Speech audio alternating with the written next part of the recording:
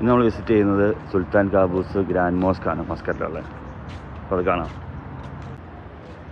അതിൻ്റെ visiting entrance ആണിത്.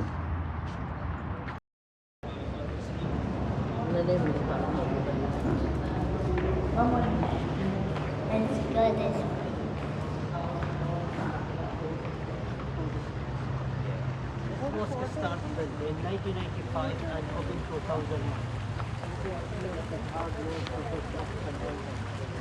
Our tour was started.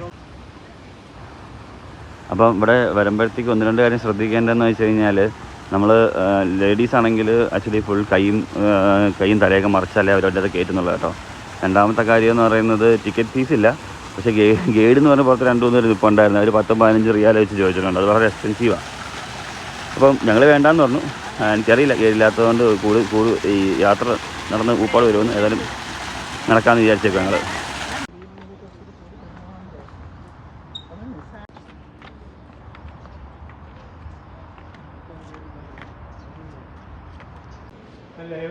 ഇച്ചിരി കൂടെ ചെറിയുള്ള